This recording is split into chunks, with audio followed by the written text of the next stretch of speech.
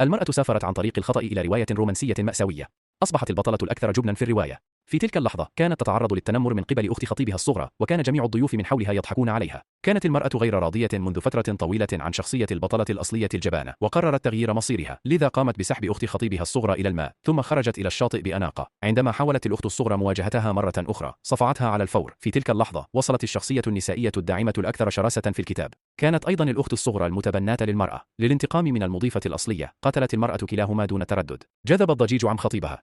عندما رأت المرأة الرجل، وقعت في حبه من النظرة الأولى، ثم ألقت بنفسها مباشرة في أحضان الرجل وهي تنظر إلى وجهه الرائع. تنهدت المرأة بأنه يستحق أن يكون الرجل الأكثر وسامة في الكتاب. دون تردد تخلت عن خطيبها وبدأت في ملاحقة عمه بشدة، لكن الرجل قال إنها خطيبة ابن أخيه، لذا لا يمكنه أن يحبها أبدا. أخبرته المرأة أن خطوبتها لخطيبها كانت مجرد زواج عائلي بدون مشاعر حقيقية.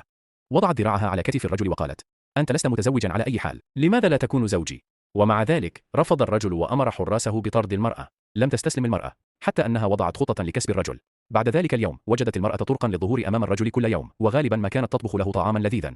تنهد مساعد الرجل بأن المرأة تبذل جهدا كبيرا حقا لمعرفة تفضيلات الرجل. طلبت معلومات من المساعد بشكل متعمد. لم يستطع الرجل إلا أن يشعر بالسرور سرا، لكن المساعد ذكر أنه بعد أن علمت المرأة أنه لم يكن في علاقة من قبل، بدأت تتساءل عما إذا كان هناك خطأ في صحته. أصبح الرجل غاضبا للغاية، لذا عندما جاءت المرأة لرؤيته مرة أخرى أمر حراسه على الفور بمطاردتها بعيدا. تصرفت المرأة بسرعة بدلال تجاهه ووعدت بأنها لن تتحدث هراء مرة أخرى. في تلك اللحظة وصل الخطيب مع عائلة المرأة. كان كل ذلك لأن المرأة ضربت أختها الصغرى المتبناة في ذلك اليوم. جاء شقيقها ووالدها ليلوموها، حتى أن والدها اتهمها بسرقة خطوبة الأخت المتبناة. لكن الخطوبة بين المرأة وخطيبها كانت قد رتبت من قبل جدها، خاصة لأنها كانت حفيدته البيولوجية بالدم. سار الرجل إلى النافذة. لم يكن لديه فكرة أن عائلة المرأة كانت سيئة للغاية. لم يستطع إلا أن يتذكر المرة الأولى التي رآها فيها. في ذلك الوقت كانت المرأة قد وجدت للتو من قبل عائلتها، وسخر منها جميع الضيوف لعدم امتلاكها نفس الطباع الجيدة مثل الابنة المتبناة. فقط الرجل هو الذي أعطاها منديلا وقال لها أن تمسح دموعها. سأل المساعد إذا كان يجب أن يذهب لمساعدة المرأة، لكن الرجل قال إنها مسألة عائلية ومن غير المناسب له التدخل. ومع ذلك لم يمض وقت طويل حتى رأى المرأة تتصادم مع شقيقها. طالبت عائلتها بأن تعتذر لأختها الصغرى المتبناة. عند الرؤية قبض الرجل على قبضتيه بإحكام. قاومت المرأة بشدة ودفت شقيقها بعيدا.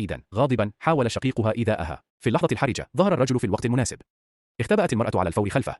أخذ الجميع إلى القاعة. اعتذر والد المرأة بسرعة مدعيا أن كل ذلك كان سوء فهم. أعلن الرجل علنا أن المرأة أصبحت شخصه من ذلك الحين فصاعدا، ولا يسمح لأحد بإيذائها. بعد ذلك طرد عائلة المرأة بعيدا.